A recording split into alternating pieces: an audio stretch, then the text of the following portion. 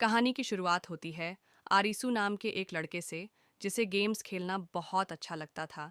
यह तक कि वो गेम में इतना ज़्यादा खोया हुआ था कि वो ज़्यादातर समय गेमस और अपने आवारे दोस्तों के साथ घूमता रहता था। उसके दो दोस्त थे, छोटा और कारूब। एक दिन आरिसू अपने दो दोस्त छोटा और कारूब को मैसेज करके मिलने के लिए टोक्यो बुलाता है, जहाँ तीनों दोस्त मिलकर बहुत मस्ती करते हैं। और मैं आपको बता दूं कि इन तीनों दोस्तों की कंडीशन काफ़ी ख़राब थी। फिर चाहे वह फैमिली को लेकर हो, पैसे को लेकर हो या फिर रिलेशनशिप को लेकर। और यही बात इन तीनों को आपस में जोड़े रखती थी। कहानी में हम वापस आते हैं। ये तीनों दोस्त खूब मस्ती करते हैं और गलती से एक ट्रैफिक रूल को ब्रेक कर देते हैं, जिसे तुरंत वहां पुलिस आ जाती है। और पुलिस को देखकर ये तीनों भाग उठाते हैं और मेट्रो की एक टॉयलेट में जाकर छुप जाते हैं, जहां कुछ देर छुपे रहते हैं। और फिर उन्हें एहसास होता है कि सभी तरफ सन्नाटा हो गया है। फिर आरिसू बाहर निकालकर देखता है कि बाहर तो कोई भी नहीं है, और उसे देखकर वह हैरान हो जाता है। फिर तीनों दोस्त वहां से बाहर निकलते हैं और अलग अलग दिशा में अपने घर, club, office, park, mall, restaurant जाते हैं, लेकिन उन्हें एक भी इंसान नहीं मिलता।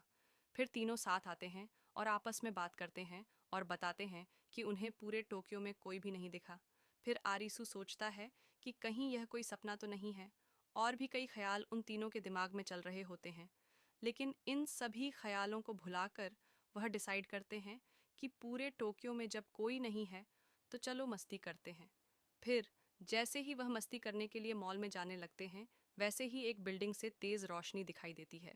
वह तीनों भागते हैं और उसे रोशनी का पीछा करते हैं। और जब वह वहां पहुंचते हैं तो उन्हें एक बिल्डिंग दिखाई देती है जिस पर गेम लिखा होता है। फिर वह अंदर जाते हैं। उस एरो का पीछा करते हुए बिल्डिंग के अंदर पहुंचते हैं, जहां कई सारे मोबाइल्स रखे हुए थे। वह अंदर जाते हैं तो लेज़र से उनकी एंट्री होती है। और इस लेज़र की खासियत ये है कि इस बॉर्डर लाइन को क्रॉस करने के बाद वापस नहीं जा सकते। उन्हें गेम खेलना पड़ेगा, तभी वह लोग बाहर निकाल पाएंगे। फिर गेम की अनाउंसमेंट होती है। रजिस्ट्रेशन के लिए 2 मिनट बचे हैं।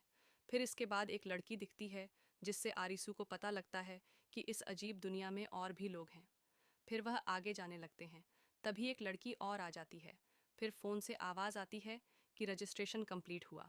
गेम का नाम है डेथ एंड लाइफ। कार्ड है चिड़ी की तिग्गी, जिसका जिसका सिंपल रूल बताया गया कि आपको सही दरवाज़ा चुना है और जो लास्ट में बेचेगा वही इस गेम का विजेता होगा। फिर वह लिफ्ट से एक बिल्डिंग के एक कमरे में पहुंचते हैं, जहां उन्हें इस कमरे में की तय सीमा 2 मिनट दिया जाता है, जिसमें उनके सामने दो दरवाजे होते हैं। सही चुने गए तो आगे जाओगे, नहीं तो मारे जाओगे। फिर इस कमरे में काला धुआं छोड़ जाता है, जो कि एक संकेत था कि डेथ का दरवाजे को चुनना था। लेकिन हड़बड़ाहट में लड़की लाइफ के दरवाजे को खोल देती है, जिसे लेज़र से उसके दिमाग में छेद कर दिया जाता है और वह तुरंत वहीं पर मर जाती है। फिर चारों अगले दरवाजे को चुन के अपनी जान बचा लेते हैं। फिर अगले कमरे का उन्हें समय मिलता है 1 मिनट 50 सेकंड, जिसके बाद वह काफ़ी डर जाते हैं और कमरे में ही रोने लगते हैं और कहते हैं कि इस गेम को आगे बढ़ाने के लिए किसी न किसी एक को अपनी जान का सैक्रिफाइस करना पड़ेगा। इसके बाद कारूब दरवाजे को खोलने के लिए रेडी हो जाता है और इत्तेफाक से उसकी जान बच जाती है। फिर अगले गेम में उन्हें और कम समय मिलता है, लेकिन इस बार दरवाजे को खोलने के लिए कोई भी रेडी नहीं था। और कारूब आरिसू को पजल सॉल्व करने को कहता है, क्योंकि रियल लाइफ में भी वह काफ़ी गेम्स खेलता था और उसके लिए ये काफ़ी आम बात थी। फिर कारूब आरिसू को समझता है और उसे मारता है, जिसके बाद आरिसू के दिमाग की बत्ती जलती है और वह बिल्डिंग के बाहर खड़ी गाड़ी से बिल्डिंग की लोकेशन ड्रॉ कर लेता है और अपने ब्रिलियंट दिमाग से इस पहेली को सॉल्व करता है। फिर लास्ट वाली पहेली को सॉल्व करने में उनका दिमाग हिल जाता है, क्योंकि उन्हें पता लगता है कि कैलकुलेशन में कुछ गड़बड़ी है। लेकिन लास्ट वाले में छोटा का पैर चल जाता है, क्योंकि समय ज़्यादा हो गया था। फिर उन्हें इस कंपटीशन को जीतने के लिए कंग्रेचुलेशंस कहा जाता है। लास्ट में वह बिल्डिंग से बाहर निकलते हैं और उन्हें एक कार्ड मिलता है चिट्ठी की तिग्गी। और उन चारों में से जो एक लड़की थी, वह बताती है कि इस गेम को जीतने के बाद आपको एक कार्ड मिलता है, यानी यह एक वीज़ा है जो कि आपको गेम को आगे खेलने में मदद करता है। आप जितने दिन गेम खेलोगे उतने दिन आपका वीज़ा बढ़ता जाएगा।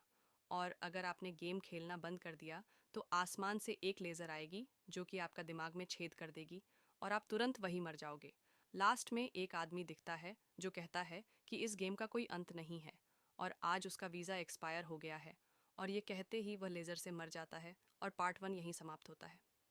पार्ट 2 अगर आपको देखना है तो वीडियो को लाइक करके चैनल सब्सक्राइब कर देना और कमेंट में पार्ट 2 टाइप कर देना।